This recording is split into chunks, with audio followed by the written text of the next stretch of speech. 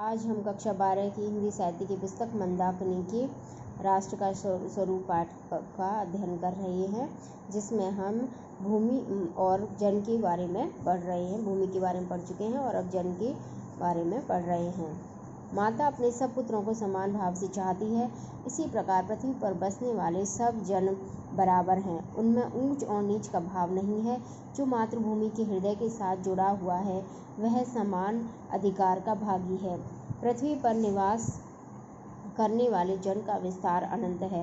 नगर और जनपद, पुर और गांव, जंगल और पर्वत नाना प्रकार के जन से भरे हुए हैं। यानी कि इस पृथ्वी पर अलग अलग तरह के लोग रहते हैं। कोई नगर में रहते हैं, कोई गांव में रहते हैं, और नाना प्रकार के जो पर्वत पहाड़ियां हैं इनमें भी आदिवासी जनजातियां हैं वो भरी हुई हैं। ये जन अनेक प्रकार की भाषाएं बोलने वाले और अनेक धर्मों के मानने वाले हैं। फिर भी वे मातृभूमि के पुत्र हैं और इस कारण उनका सौहार्द भाव अखंड है। सौहार्द भाव यानी आपस में एक दूसरे के हृदय से जुड़े होने की भावना। अनेक सभ्यता और रहन सहन की दृष्टि से जन एक दूसरे से आगे पीछे हो सकते हैं, किंतु इस कारण से मातृभूमि के साथ उनका जो संबंध है उसमें कोई भेदभाव नहीं हो सकता। पृथ्वी के विशाल प्रांगण में सब जातियों के लिए समान क्षेत्र हैं। समन्वय के मार्ग से भरपूर प्रगति और उन्नति करने का सबको एक जैसा अधिकार है। किसी जन को पीछे छोड़कर राष्ट्र आगे नहीं बढ़ सकता।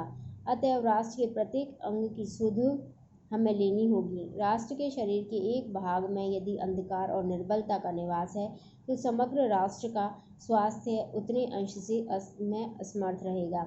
इस प्रकार समग्र राष्ट्र जागरण और प्रगति की एक जैसी उदार भावना से संचालित होना चाहिए। जन का प्रवाह अनंत होता है। सहस्रों वर्षों से भूमि के साथ राष्ट्रीय जन ने तादात्म्य प्राप्त किया है। तादात्म्य प्राप्त होना यानी कि उससे तदाकार हो जाना, उसमें मिल जाना। जब तक सूर्य की रश्मियां नित्य प्रातः काल भुवन को अमृत से भर देती हैं, तब एक राष्ट्रीय जन का जीवन भी अमर है। इतिहास के अनेक उतार चढ़ाव पार करने के बाद भी राष्ट्र निवासी जन नई उठती लहरों से आगे बढ़ने के लिए आज भी अजर अमर हैं।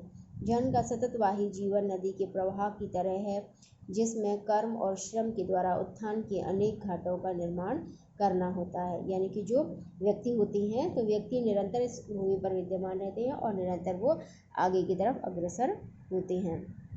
संस्कृति। राष्ट्र का तीसरा अंग जन की संस्कृति है। मनुष्यों ने युग युगों में जिस सभ्यता का निर्माण किया है वही उसके जीवन की श्वास प्रश्वास है। बिना संस्कृति के जन की कल्पना कबंध मात्र है। संस्कृति ही जन का मस्तिष्क है। अर्थात यदि किसी जाति की कोई संस्कृति नहीं होती है तो वो जाति अपनी पहचान बनाने में असमर्थ होती है। इसी प्रकार से कोई भी राष्ट्र होता है उसकी एक अलग ही राष्ट्रीय संस्कृति होती है और वही उसके पहचान का कारण होती है। संस्कृति के विकास और अभ्युदय के द्वारा ही राष्ट्र की वृद्धि संभव है। राष्ट्र के समग्र रूप में भूमि और जन के साथ साथ जन की संस्कृति महत्वपूर्ण है। यदि भूमि और जन अपनी संस्कृति से विरहित कर दिए जाएं तो राष्ट्र लोप समझना चाहिए। जीवन के विटप का पुष्प संस्कृति है। यानी कि जीवन एक वृक्ष है और संस्कृति उस पर खिलने वाला एक फूल है। संस्कृति के सौंदर्य और सौरभ में ही राष्ट्रीय जन के जीवन का सौंदर्य और यश अंतर्निहित है। ज्ञान और कर्म दोनों की पारस्परिक प्रकाश की संज्ञा संस्कृति है। भूमि पर बसने वाले जन ने ज्ञान के क्षेत्र में जो सोचा है और कर्म के क्षेत्र में जो रचा है, इन दोनों के रूप में हमें राष्ट्रीय संस्कृति के दर्शन मिलते हैं। जीवन के विकास की युक्ति ही संस्कृति के रूप में प्रकट होती है। प्रत्येक जाति अपनी अपनी विशेषताओं के साथ इस युक्ति को निश्चित करती है और उससे प्रेरित संस्कृति का विकास करती है। इस दृष्टि से प्रत्येक जन की अपनी अपनी भावना के अनुसार पृथक पृथक संस्कृतियाँ राष्ट्र में विकसित होती हैं, परंतु उन सब का मूल आधार पारस्परिक सहिष्णुता और समन्वय पर निर्भर समझना चाहिए। यानी कि एक राष्ट्र में बहुत सारे लोग होते हैं, वो उनके अलग अलग रीति रिवाज होते हैं, सब होता है, लेकिन जो उनकी पूरे राष्ट्र की जो संस्कृति होती है वो एक ही होती है और उनके अंदर आपस में सहिष्णुता और समन्वय की भावना होती है। जंगल में जिस प्रकार अनेक लता, वृक्ष और वनस्पति अपने अदम्य भाव से उठते हुए पारस्परिक सम्मिलन से अविरोधी स्थिति को प्राप्त करते हैं, उसी प्रकार राष्ट्रीय जन अपनी संस्कृतियों के द्वारा एक दूसरे के साथ मिलकर राष्ट्र में रहते हैं। जिस प्रकार जल के अनेक प्रवाह नदियों के रूप में मिलकर समुद्र में एक रूपता प्राप्त करते हैं, उसी प्रकार राष्ट्रीय जीवन की अनेक विधियां राष्ट्रीय संस्कृति में समन्वय प्राप्त करती हैं। समन्वय युक्त जीवन ही राष्ट्र का सुखदायी रूप है। साहित्य, कला, नृत्य, गीत, आमोद प्रमोद अनेक रूपों में राष्ट्रीय जन अपने अपने मानसिक भावों को प्रकट करते हैं। आत्मा का जो विश्वव्यापी आनंद भाव है वह इन विविध रूपों से साकार होता है। यद्यपि बाह्य रूप की दृष्टि से संस्कृति के ये बाहरी लक्षण अनेक दिखाई पड़ते हैं, किंतु आंतरिक आनंद की दृष्टि से उनमें एक सूत्रता है। जो व्यक्ति सहृदय है वह प्रत्येक संस्कृति के आनंद पक्ष को स्वीकार करता है और उससे आनंदित होता है। इस प्रकार की उदार भावना ही विविध जनों से बने हुए राष्ट्र के लिए स्वास्थ्यकर है। गांव और जंगलों में स्वच्छंद जन्म लेने वाले लोकगीतों में, तारों के नीचे विकसित लोक कथाओं में संस्कृति का अमित भंडार भरा हुआ है, जहां से आनंद की भरपूर मात्रा प्राप्त हो सकती है।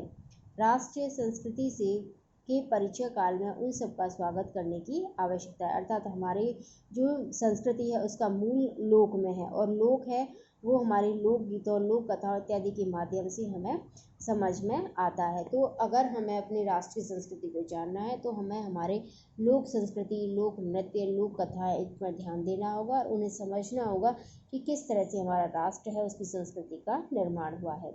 पूर्वजों ने चरित्र और धर्म, विज्ञान, साहित्य, कला और संस्कृति के क्षेत्र में जो कुछ भी पराक्रम किया है उस सारे विस्तार को हम गौरव के साथ धारण करते हैं और उसके तेज को अपने भावी जीवन में साक्षात देखना चाहते हैं। यही राष्ट्रीय संवर्धन का स्वाभाविक प्रकार है। अर्थात हमारे पूर्वजों ने जो भी विकास किए हैं उन विकासों को साथ लेकर हम चलते हैं और ये कहते हैं कि नहीं, हमारे लोगों ने इस तरह से ये कार्य है ये किए हैं। तो ये गर्व की भावना है और इससे ही राष्ट्र है वो संवर्धित होता है। जहाँ अतीत वर्तमान के लिए भार रूप नहीं है, जहाँ भूत वर्तमान को जकड़ रखना नहीं चाहता वर अपने वरदान से पुष्ट करके उसे आगे बढ़ाना चाहता है, उस राष्ट्र का हम स्वागत करते हैं। प्रश्नोत्तर: सच्चे अर्थों में संपूर्ण राष्ट्रीय विचारधाराओं की जननी कौन है? जन का मस्तिष्क है। संस्कृति का अमित भंडार भरा हुआ है। पृथ्वी वसुंधरा क्यों कहलाती है? जागरणशील राष्ट्र के लिए आनंदप्रद कर्तव्य किसे माना है? सैकड़ों वर्षों से शून्य और अंधकार भरे जीवन के क्षेत्रों में उजाला कब दिखाई देगा?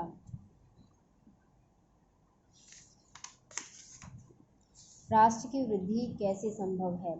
मेघ हमारे अध्ययन की परिधि में क्यों आने चाहिए? हमारी राष्ट्रीयता बलवती कैसे हो सकेगी?